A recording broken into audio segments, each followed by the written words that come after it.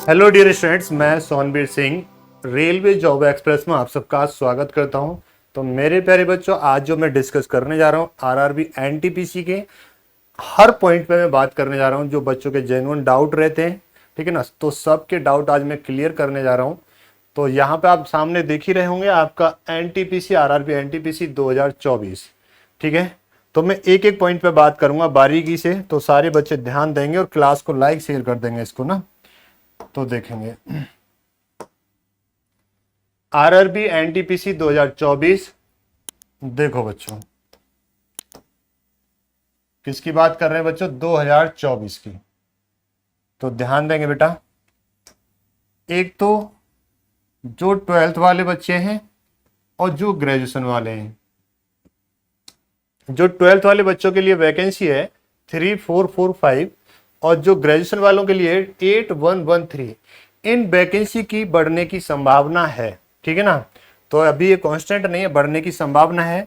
इसका जो application form जो स्टार्ट हुआ था, इसका जो एप्लीकेशन फॉर्म स्टार्ट हुआ था वो हुआ था 21 तारीख, है ना, जो 21 तारीख से हुआ था।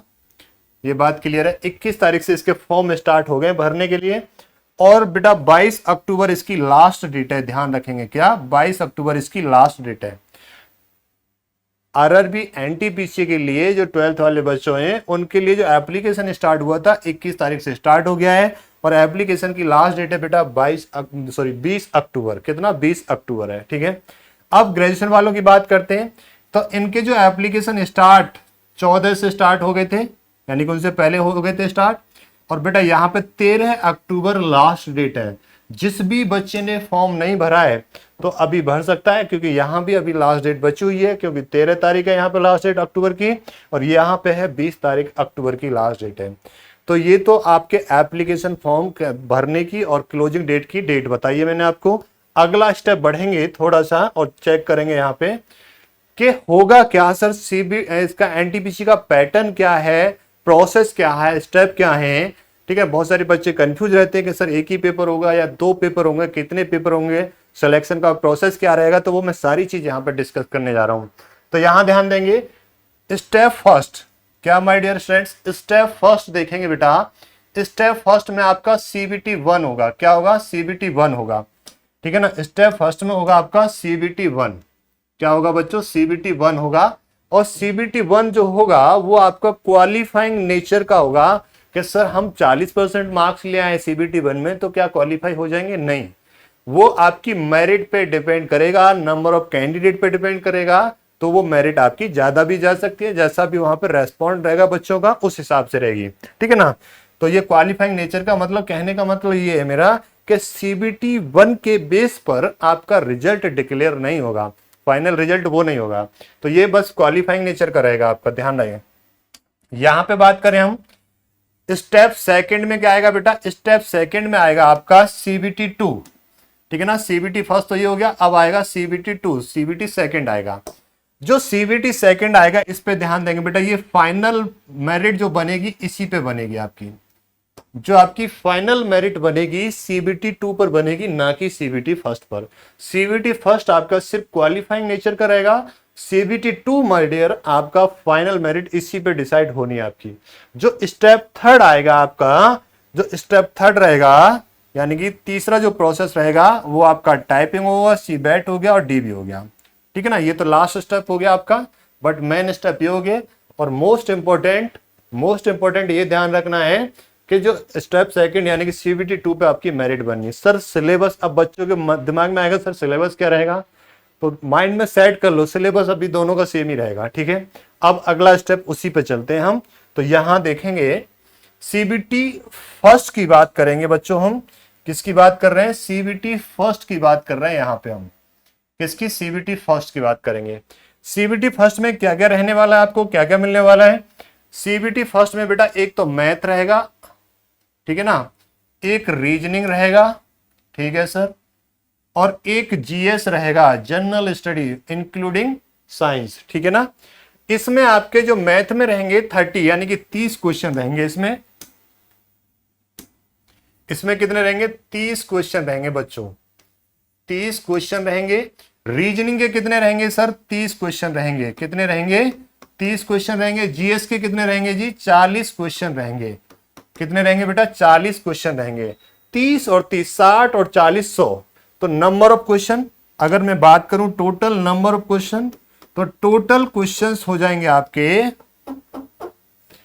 टोटल क्वेश्चंस की बात करूं 100 क्वेश्चंस हो जाएंगे। कितने हो जाएंगे बच्चों? 100 क्वेश्चन हो जाएंगे।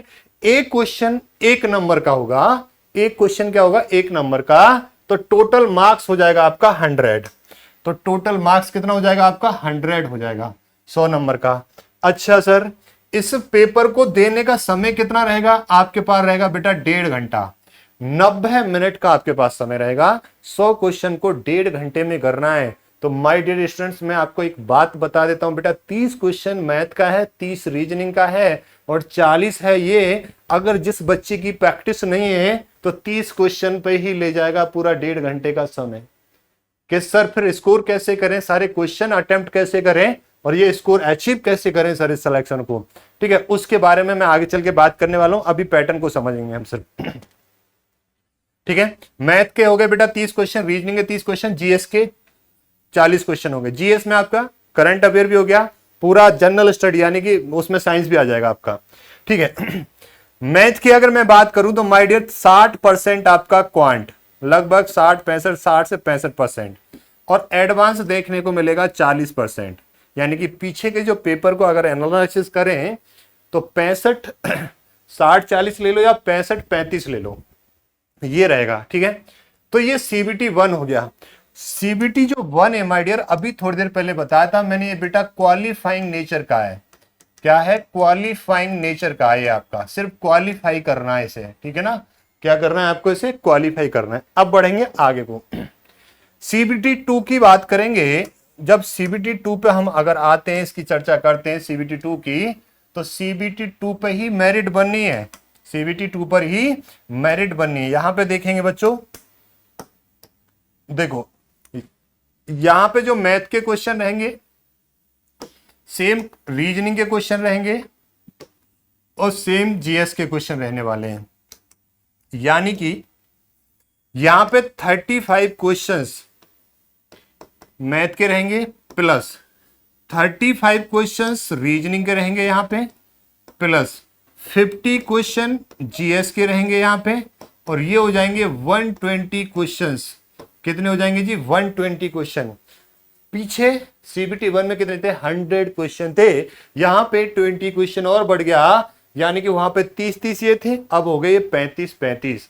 यानी कि 35 क्वेश्चन मैथ के आने वाले हैं और 35 रीजनिंग के आने वाले हैं, और आपका 50 क्वेश्चन जीएस का आने वाला है। 120 क्वेश्चन आएंगे। 120 क्वेश्चन, एक क्वेश्चन एक नंबर का रहेगा, तो टोटल मार्क्स, कुल मार्क्स कितने हो जाएंगे? 120 हो जाएंगे। अब टाइम ड्यूरेशन कितना रहेगा? 1.5 घंटा। कितना? 1.5 घंटा। सीबीटी 1 में कितना था? 1.5 घंटा, 90 मिनट, और यहां भी कितना है? 90 मिनट। बेटा समय उतना ही है, नंबर ऑफ क्वेश्चन बढ़ा दिए तो आपको अपनी स्पीड बढ़ानी पड़ेगी। ठीक है, नेगेटिव मार्किंग है? हाँ जी बिल्कुल है। कितनी है? 1/3 है। क्या सर सीबीटी 1 में भी नेगेटिव मार्किंग है? हाँ जी बिल्कुल है, ये रही 1/3 है बेटा, ये लिखिए यहाँ पे 1/3 है। क्या सीबीटी 2 में भी नेगेटिव मार्किंग है? हाँ जी बिल्कुल है। कितनी है? 1/3 है। ठीक है, यहां से क्या सीखने को मिल रहा है? सीखने को यह मिल रहा है सर, प्रैक्टिस बहुत अच्छी होनी चाहिए। प्रैक्टिस बहुत अच्छी। बच्चों को क्वेश्चन तो आते होंगे, बट समय के अभाव में वो क्वेश्चन को पूरा पेपर अटेम्प्ट ही नहीं कर पाएंगे। ठीक है, ठीक है जी। अब बढ़ते हैं आगे। अब मैथ की बात करता हूं बेटा। मैथ में कौन कौन से चैप्टर आएंगे? मैथ में पढ़ना क्या है? ये क्वांट क्या है, एडवांस क्या है? ठीक है ना, क्वांटिटेटिव एप्टीट्यूड और एडवांस क्या है? तो मैथ का पार्ट देखते हैं। यहां पे देखो, सबसे पहली बात, नंबर सिस्टम से भी क्वेश्चन देखने को। एक मैं बात बता देता हूं बेटा, यहां पे मैं 1 2 3 5 तो नहीं करने वाला कि यहां से 2 क्वेश्चन आएंगे, यहां से 1 क्वेश्चन आएगा। लगभग हर टॉपिक से 1 2 1 2 1 2 1 2 क्वेश्चन आ रहा है। क्या आ रहा है? 1 2 1 2 क्वेश्चन आ रहा है। तो सर 1 2 1 2, अगर आपके दिमाग में ऐसा आ रहा है कि सर मैं इस टॉपिक को छोड़ देता हूं, 1 2 ही तो आ रहा है बेटा, इससे भी 1 2 आ रहा है, इसे भी छोड़ दे, यहां से भी 1 2 आ रहा है, इसे भी छोड़ दे, इससे भी तो 1 2 आ रहा है, इसे भी छोड़ दे। नहीं, ऐसा नहीं करना है। हर टॉपिक से लगभग एक दो क्वेश्चन आपको देखने को मिलेगा। तो नंबर सिस्टम है, नंबर सिस्टम के अंदर हम ये डेसिमल फ्रैक्शन है आपका, फिर इंडिसेस और सर्ट्स है। सर इंडिसेस और सर्ट्स हमारे सिलेबस में तो है नहीं बेटा, चैप्टर है बेटा, इनडायरेक्टली यूज होंगे ये सारे के सारे, ठीक है ना। आप देख रहे हो सिलेबस आपका जो नोटिफिकेशन है वहां पर नंबर सिस्टम है, और ये नंबर सिस्टम के अंदर सारा आ जाता है, सिंप्लीफिकेशन भी उसी के अंदर आ जाएगा आपका, ठीक है। अब यहाँ पे क्या आ गया, एलसीएम और एलसीएम आ गया, क्या आ गया बच्चों, एलसीएम और एलसीएम आ गया, है ना, ये आ गया यहाँ पे। और यहाँ पे देखेंगे परसेंटेज, प्रतिशत हो गया, परसेंटेज प्रॉफिट एंड लॉस, ये भी आएगा। अच्छा डिस्काउंट को हम प्रॉफिट लॉस के अंदर ही पढ़ लेते हैं, क्योंकि discount is the part of profit and loss, है ना, discount is the part of the profit and loss. ये हो गए। कुछ टॉपिक और भी हैं, जैसे रेशियो एंड प्रोपोर्शन, कभी कभी क्वेश्चन देखने को मिलता है। पार्टनरशिप कभी कभी क्वेश्चन देखने को मिलेगा, हाँ यहां से 1 से 2 क्वेश्चन देखने को मिलेगा आपको, यहां से कभी कभी देखने को क्वेश्चन मिलता है, यहां से भी कभी कभी देखने को मिलेगा आपको, हाँ यहां से 2 से 3 क्वेश्चन, और यहां से भी 2 से 1 से 2 या 2 से 3 क्वेश्चन, ठीक है ना। और एज वाले से भी 1 से 2 क्वेश्चन, ये आ गया एज वाला 1 से 2 क्वेश्चन। ये बात समझ में आ गई। अब बढ़ते हैं थोड़ा सा आगे को, और आगे क्या है मसाला, एवरेज, क्या है, एवरेज से भी, यहां से भी 1 से 2 question time speed and distance से देखने को मिलेगा आपको, और ट्रेन वाले क्वेश्चन आ गए, रेलगाड़ी वाले, ठीक है, बोट एंड स्टीम हो गया, और मेंसुरेशन। अगर मैं माय डियर मेंसुरेशन की बात करूं आपसे, तो मेंसुरेशन में आपको दोनों पार्ट देखने को मिलेंगे। कौन कौन से सर, 2D और 3D, कौन सा रे, 2D और 3D, दोनों पार्ट आपको देखने को मिलेंगे यहां से, ठीक है ना। अलजेब्रा आ जाता है, फिर आपका क्या आ जाता है जी, अलजेब्रा आ जाता है, और उसके बाद में ट्रिग्नोमेट्री है फिर कोऑर्डिनेट ज्योमेट्री है, ठीक है, कोऑर्डिनेट ज्योमेट्री है। ये बात समझ में आ गई। तो मैंने इसमें क्वांट और एडवांस के यानी कि मैथ का पूरा कंप्लीट आपका सिलेबस ये मैंने आपको बता दिया है। अगर थोड़ी सी और बढ़ेंगे आगे को, अच्छा कुछ बच्चे थोड़ा सा ये भी कहेंगे ज्योमेट्री भी है बेटा, सर ये क्या रख दिया आपने, स्टैटिक्स और प्रोबेबिलिटी रख दिया। हाँ जी बिल्कुल, आपको बेटा स्टैट के और प्रोबेबिलिटी के क्वेश्चंस देखने को मिलेंगे, ठीक है ना। हाँ भले ही ना दे अब, बट पीछे के पेपरों में देखोगे तो वहां पे आपको देखने को मिलेगा, ठीक है। डीआई भी देखने को मिलेगा। अब बाकी सर ये क्या लिख दिया आपने, मिसलेनियस विविध, ठीक है, बाकी कुछ नहीं है, आपका सारा कंप्लीट हो गया है ना, सारा हमने वहीं कंप्लीट कर लिया है। तो ये था माय डियर मैथ्स का पार्ट। अच्छा मैथ्स बड़ा इंपॉर्टेंट रोल प्ले करता है, क्यों, क्योंकि एक तो एक स्कोरिंग सब्जेक्ट होता है। मान लो जीएस में आपको आंसर पता है, टिक करो, नहीं पता तो उसमें तो कुछ कर नहीं सकते। अगर मैथ में अच्छा खासा कॉन्सेप्ट आपका क्लियर है और प्रैक्टिस अच्छी है, तो इसमें आपका मार्क्स कट ही नहीं सकता है, ठीक है। 30 क्वेश्चन तो मैथ के CBT 1 में आ रहे हैं, 35 क्वेश्चन आपके CBT 2 में आ रहे हैं। किस में आ रहे हैं, CBT 2 में। तो 30 यहाँ पे और 35 वहां पे, 65 क्वेश्चन हैं। कितने, 65 क्वेश्चन हैं। कुछ अलग से नहीं पढ़ना है, जो CBT 1 का है वही आपका CBT 2 का भी है, यानी कि अच्छे लेवल की एक बार तैयारी करो और दोनों स्टेज आपकी पार हो जाएंगी, ठीक है। तो ये मैंने मैथ का सिलेबस कंप्लीटली डिस्कस करा है। अच्छा अब मैथ को पढ़ना कैसे मैं ये बता देता हूं। बहुत सारे बच्चों के साथ में दिक्कत ये आती है कि सर मैंने पढ़ तो लिया बट क्वेश्चन नहीं बना पाता हूं। नहीं बनेंगे अभी बेटा, क्यों, जो पढ़ाया आपको, जो भी पढ़ाया है, जो भी असाइनमेंट आपके टीचर ने आपको दिया है, ठीक है ना, आप कहीं से भी पढ़ रहे हो, ठीक है ना, ये नहीं कह रहा कि आप मेरे से पढ़ रहे हो, आप किसी से भी पढ़ रहे हो, सब बढ़िया पढ़ाते हैं, ठीक है ना, कहीं से भी पढ़ रहे हो। अगर आपके टीचर ने जो भी असाइनमेंट दिया है माय डियर, उस असाइनमेंट को 6 से 7 बार करो, फिर उसे समझने की कोशिश करो क्वेश्चन को कि सर ने ये अप्रोच ली तो मैं किस तरीके से और ले सकता हूं। आप पता है जल्दीबाजी क्या करते हो, जल्दीबाजी ये करते हो, आपके टीचर ने जो पढ़ा दिया वो क्लास में वो समझ में आया, वेल वो ओके हो गया एकदम, फिर आपने क्वेश्चन लगाने स्टार्ट करे, क्वेश्चन नहीं बने, छोड़ दिया, सर क्वेश्चन नहीं बन रहे, नहीं बनेंगे भाई ऐसे, ठीक है। अपने असाइनमेंट को 5 से 6 बार करो अच्छे से, और फिर कोई भी बुक होगी आपके पास में, बुक के क्वेश्चन लगाओ चैप्टर वाइज। सर इतना समय नहीं है, तो बेटा ये मत सोच कि मैथ के क्वेश्चन बिना प्रैक्टिस के करके आ जाएगा, ठीक है ना। तुक्का लगा दूंगा सर ABCD, तो वो तो नहीं होगा भाई बिल्कुल भी।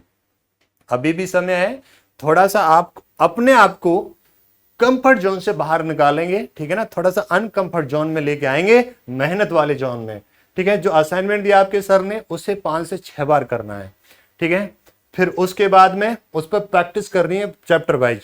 ये बात समझ में आ गई? अच्छा, कुछ बच्चे ऐसे भी होते हैं जो कमजोर होते हैं, वो तो जो कमजोर विद्यार्थी हैं बिल्कुल ना डरे बेटा, वो ठीक है ना, आप भी कर सकते हो।